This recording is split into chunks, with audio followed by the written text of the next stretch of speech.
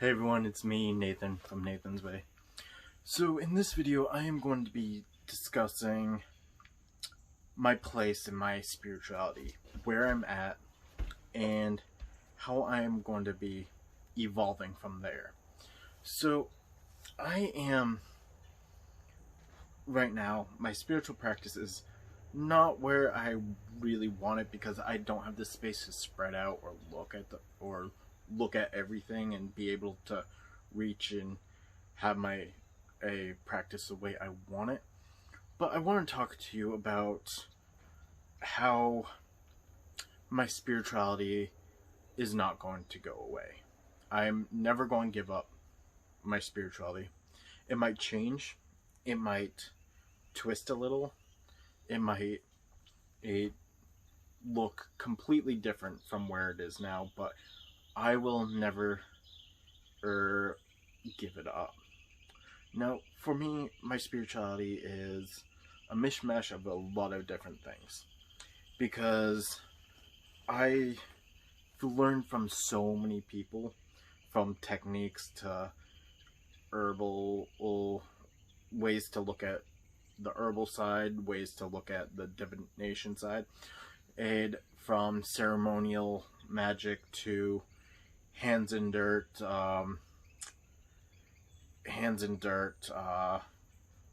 practical magic, and I'm seeing the way it is coming to form together, but it's going to take a lot of work and a lot of patience for me to get it at the point where I want it. Now, past couple of years, I've been seeing people post videos of, oh, they converted to Christianity, or oh, they are converting to this or that, and it's not a bad thing. It really isn't, but I think the bad thing is shaming others and what they are believing, but that's a whole nother discussion. Now, for me, I came to Magick when I needed it the most. My magical practice was the same as a lot of people's in the beginning, where you read a book and the book tells you you need this, you need to set your altar up like this, you need to have a god and a goddess, you need to have 2 candles and a chalice, a wand, a thingamabobber, and this and that, to like the stereotypical Wicca setup that you see in a lot of books. But with me is, when I first read that, I never really connected with that because it felt like another structure where it was monotonous and you had to have things a certain way and someone was telling you to do certain things and this, and it never felt comfortable. So I'm like, yeah, I'm going to practice this. And then it was, the more I researched it, the more I wasn't feeling it. So I decided to kind of branch out and do my own thing, which I think is what was the best way for me to have started out, because I came out of a structure system that I put myself in like 2 years, 3 years prior, and it wasn't for me, and I needed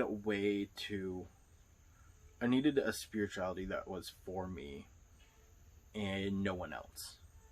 And when I found this magical tradition of Wicca at the point, it felt like another organized religion that I wanted nothing to do. So I kind of just did things my way. I did my research, like magical correspondence, researched crystals, researched this and that, and slowly developed into what I would say was the eclectic the eclectic pagan thing where I would work with a deity from this pantheon or that pantheon and use this tradition and that. And looking back, some of it might have been very culturally appropriated, but I feel like it was the beginning of a long journey of learning. And after a while, I just kind of, like, after that first stint with the whole Wicca structure thing, I kind of let it be for a while. And then I got myself into a situation where I started to really look at it in depth, and I wanted it to be more about me. So basically I went from this researching this Wicca tradition, got very bored and very annoyed at it, set it down for a couple years, came back and decided to do things my way. So I grew from there. It started in a year later, I really started to just do me, I guess. There's no other way explaining it. I just did me. I had a couple friends who were into it, and they wanted to do this person I was hanging out with wanted to do a spell to, like, change my eye color, or change our eye colors, or change, like, do some of that craft magic, like from the movie The Craft, which apparently there's a new sequel coming, and I'm not okay with at the moment. But it got to the point where we were just, like, messing around with different spells and work and stuff, and it was fine. So I did a spell to change or play with my eye color, and I think it worked because I love my eyes. My eyes are gorgeous. One of my favorite parts about myself. But was it because of the spell? I don't know. I really don't. But that whole working sparked something where it's like, okay, this is what I want to do.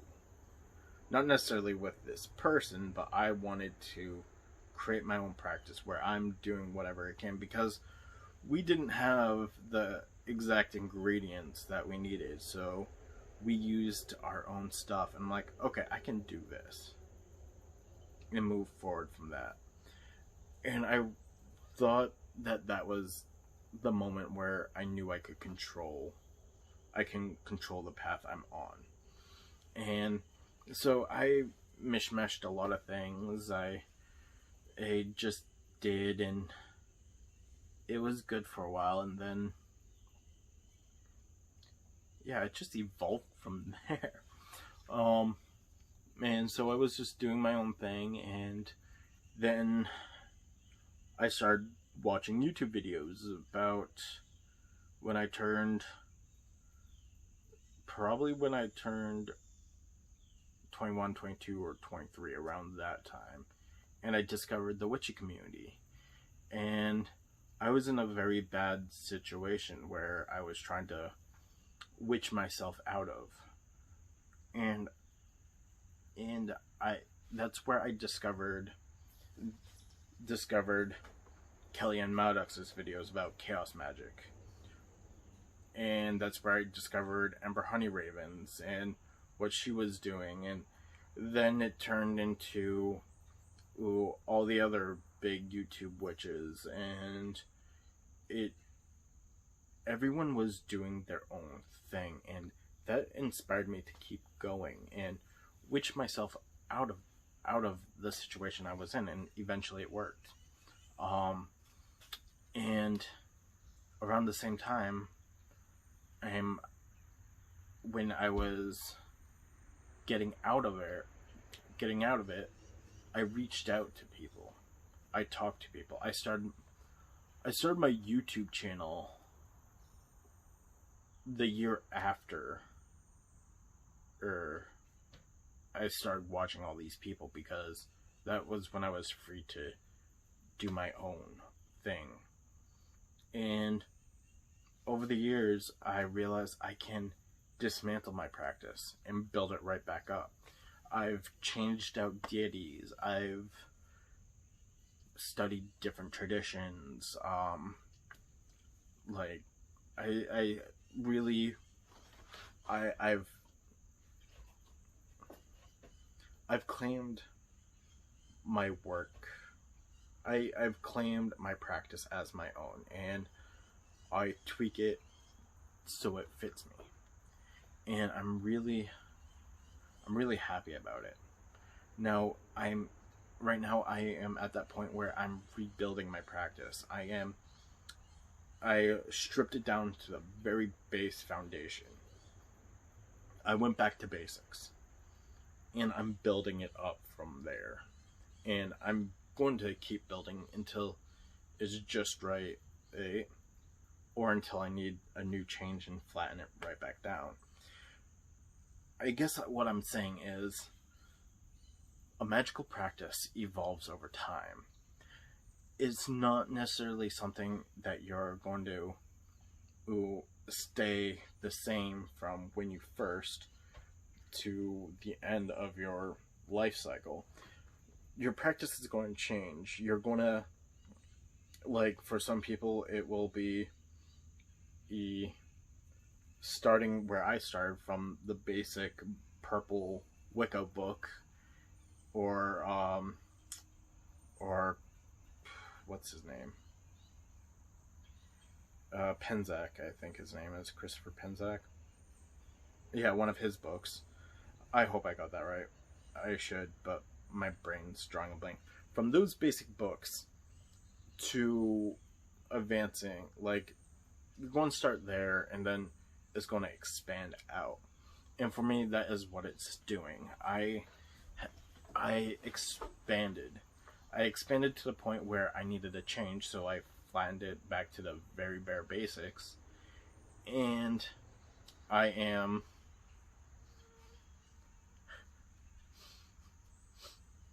There is a little bug that is flying over the camera, and it's funny. But growing your practice and making it new and forever evolving is a practice that it should be. It shouldn't stay the same. It shouldn't be tweaked. And I mean, it shouldn't be... It should... Wow, I'm getting tongue twisted.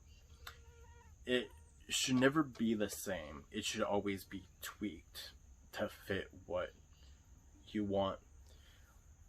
And being a magical practitioner or a witch, or studying the metaphysical arts, the spiritual arts, is always growing. And yeah, with that being said, please consider liking, subscribing, and hitting that little notifications bell down below to get more updates. Thank you for coming along my journey with me. This is my way. Nathan's way. Bye.